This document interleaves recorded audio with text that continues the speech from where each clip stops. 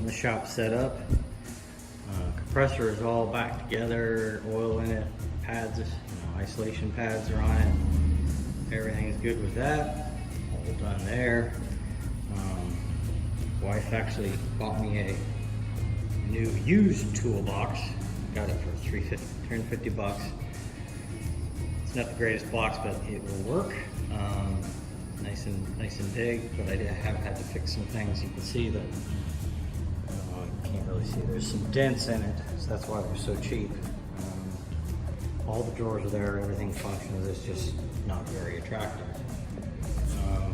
The other thing I had to do is I had to put, you can see that metal bar in there. I did that on both sides for the casters. It was just a little kind of weak and wobbly. So I put some reinforcement in there between the casters to reinforce it. Latest on the lift. So, it's been in the shop for about 2 or 3 weeks now, but I haven't done anything with it. And I've been ready to, wanted to get to it, but I wanted to take some things apart. So that's the carriage. I pushed it all the way up to the top. And what I wanted to do was look at the wear pads, which was 4 wear pads per carriage. So 4 here and 4 over on that one. And the guy had told me when he was, he showed me it running, so it did run, everything was good there, but he said it would kind of bind up at the top. So I think I figured it out. If you look here, these are the wear pads. There's 4, one here, one there, one on the bottom, and one on the caddy corner down there. And they ride in that channel. So it's just a little Teflon pad, and it's supposed to be a U channel. You see, it's supposed to fit in that thing, but it's missing part of it. I think the bottom is actually broken as well. I haven't had a chance to look at it, but so I'm gonna have to order some new pieces for those. Pull this out. Of course, I'm gonna clean it all up and get it better looking than it is, because it is nasty. So I have to replace those. I have to replace some pieces on the bottom of the pulleys. While I have it apart, I'm going to replace the bushings for the pulleys, because they do have a little bit more play than I want them to in it. I'm going to replace those covers for the pulleys, because it looks like this thing might have gotten wet at the bottom. As you can see, there's part of that thing is rusting away, and both of them are that way. And then there's a cable that goes from the safety from one side to the other that needs to be replaced. It was fraying a little bit. All the other cables are good, and all the electrical stuff was good. It's just going to take some cleaning up and replacing of those. So yeah, it's coming along. It is in good shape so far. Things are shaping up. It's just, I think it was Mr. Fireman who said I have to fix all my stuff before I can fix my stuff. And that is indeed true, especially when you buy used stuff. You gotta fix it before you can use it. But that's where the good deals come from. All right, we'll bring you back later.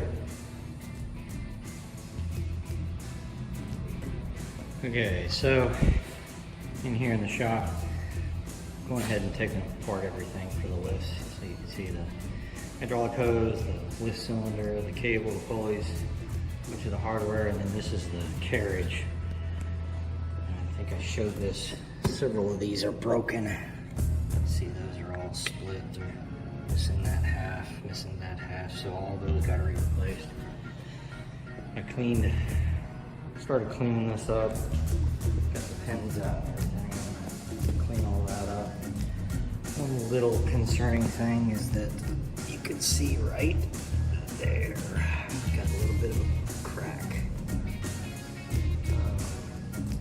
So I'm gonna grind that a little bit, have it I'm gonna re-weld it, then just reinforce it, then I may weld it on this back side. I don't think it's a big issue, but we'll continue cleaning. I'm probably also gonna have the cylinders taken out and reseal those as long as they're out of the unit. The guy said they were resealed about 2 years ago, but I got the thing apart. I might as well do it, because if they start leaking after I put it back together, it's a real nightmare. So yeah, I'm in the process of cleaning. I got the pulleys off, so stood one of the columns up. It's still pretty heavy without it, so I'll clean all that up, get the other column over kind of where it's going to go, and start working on that as well. Okay, we'll bring you back.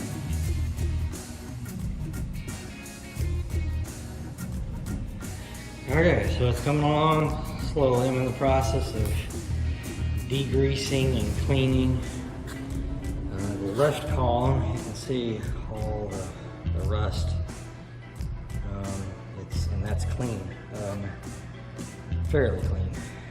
Hit it with some OSFO. You can see I got the carriage over there with some OSFO. These things are filthy. I haven't finished the inside of that yet, but it's coming along. I've got that 3/4 of that column done. Still haven't done that column. I did take apart the hydraulic cylinders to see what kind of seal kit I need. So that's the end. It's a funky end. There's no nut. It looks like this whole thing spins off. There's some knurl marks on there from where it looks like they tried to do it before. Let me see. Pick those up. Right. There's some stamps in that cylinder, which is the model number. I'll need to get those to be able to figure out where to buy the seal kit. There's a little gland down there as well. I'm sure there's a seal inside there. It's a very funky, the way it comes apart. It's not threaded. This gland is not threaded. What you do is there's a slot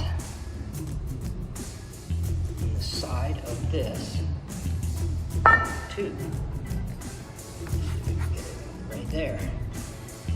So once you put the rod and this back in, you push that in there and hook that hole, and then you use a spanner wrench and you turn it.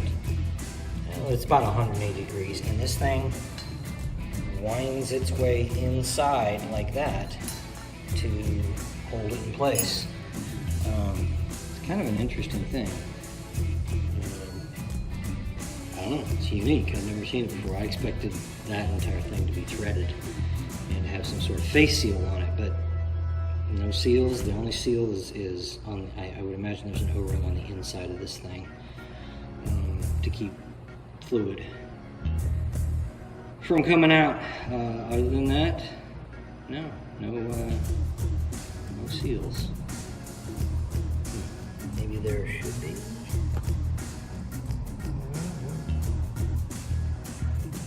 Maybe not. All right.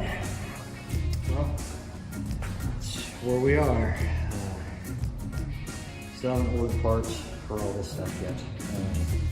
Kind of waiting to get everything cleaned up and figure out where I am before I go and order parts.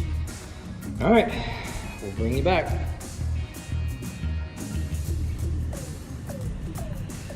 All right, guys. So we're here cleaning lift.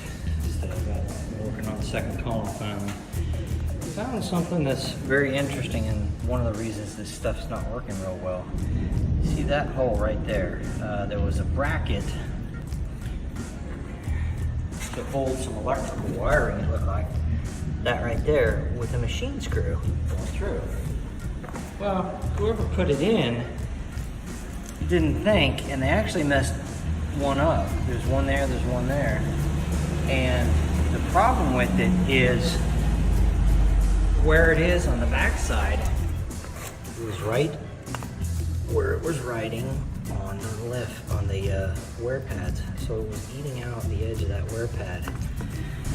So a little word to the wise, guys. Be careful about where you put screws, because if you put them there, they're going to hit the wear pads and cause premature failure.